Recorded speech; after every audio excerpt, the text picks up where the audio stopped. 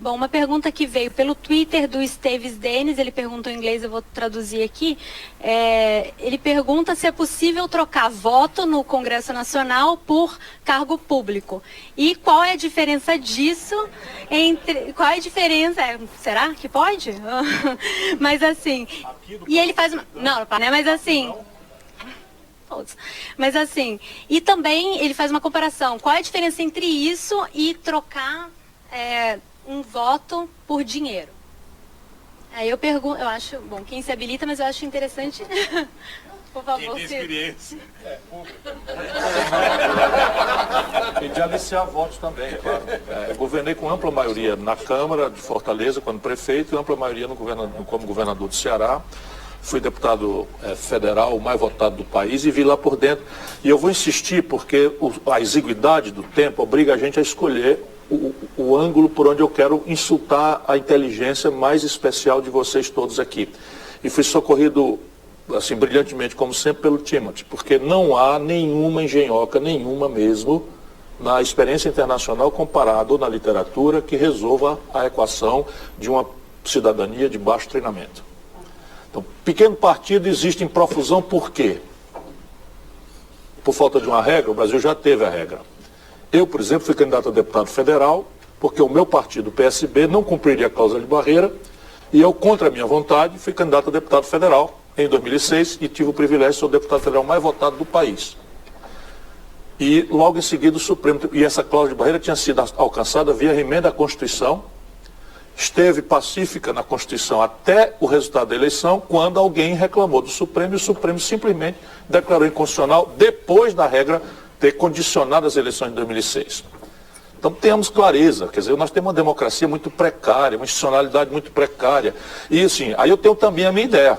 Eu sou a favor do financiamento público, campanha distrital misto, e posso dizer as vantagens e desvantagens e tal. Mas isso aqui, tanto faz.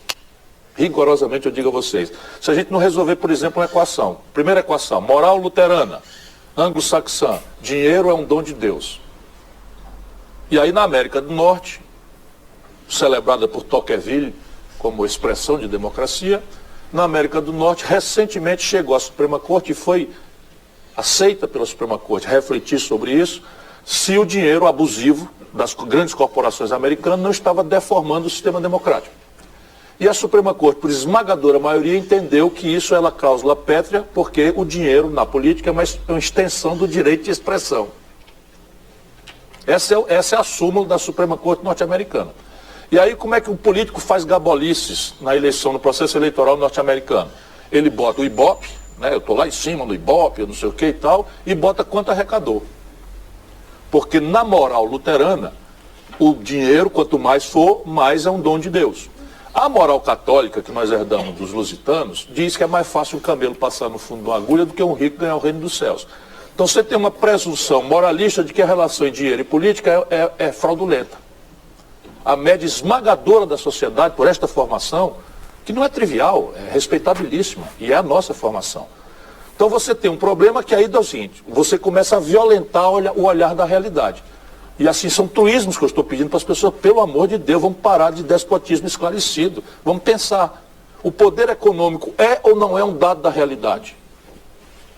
Respondam, por favor. Ele é removível da realidade? Não é. O poder político é ou não é um dado da realidade? Não aprendemos a fazer diferente ainda. Tem 1000 intrusões, etc, etc. Então a única chance de você colocar transparência e controle social nisso é aceitar a premissa. O poder econômico é um dado da realidade e ele buscará se relacionar centralmente, quanto lhe permitamos, com o poder político, onde se desenham as instituições tributárias, onde se desenham os custos do trabalho, etc, etc, etc. Se nós não pusermos clareza nisso, aí você tem 1000 fórmulas.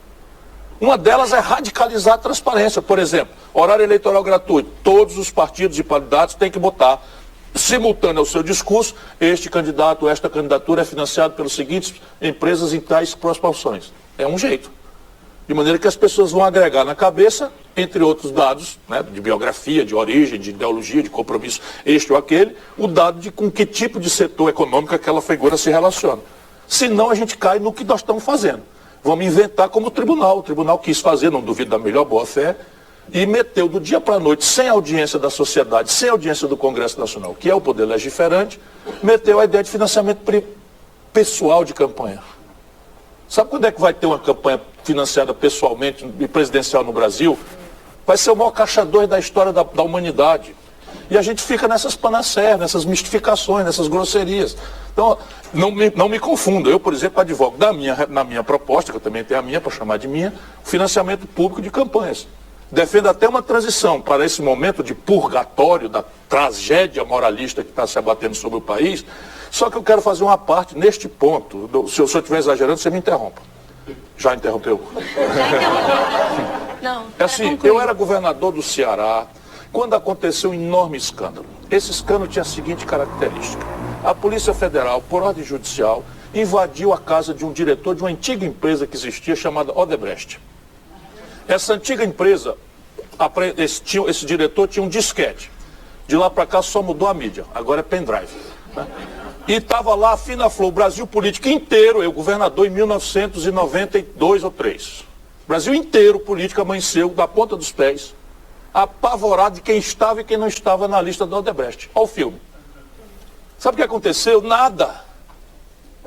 Sabe o que aconteceu? Nada. Parem de ter ilusões. Vamos nos livrar das ilusões. O buraco é muito mais embaixo. Muito mais embaixo. Agora, por exemplo, o Brasil vai produzir passivo externo líquido em serviços. O senhor Pedro Parente, na Petrobras, a pretexto de que toda a corporação pesada brasileira está no escândalo, resolveu excluir as empresas nacionais brasileiras e resolveu fazer carta convite na Petrobras para 17 corporações estrangeiras. As 17, eu sou danado de chato, estou enrolado em algum tipo de escândalo, porque isso é o capitalismo. O capitalismo é assim. O que nós temos, por exemplo, o que aconteceu em 2008 nos Estados Unidos? A fraude campeando, a esculhambação generalizada, roubalheira, tudo de fraude, etc, etc. Punir as pessoas e salvar a cara das empresas. A Volkswagen aqui na Alemanha entrou num escândalo extraordinariamente grave, falseando de indicadores de poluição globalmente. O senhor quer estatização das empresas? Não, não quero estatização, nem eu quero controle social. E o fim da ilusão moralista católica. O fim da ilusão. A humanidade precisa de controle. Não adianta alguém imaginar que o anjo vingador vai descer do céu, estalar o chicote e resolver o problema nacional brasileiro. Não vai. Como?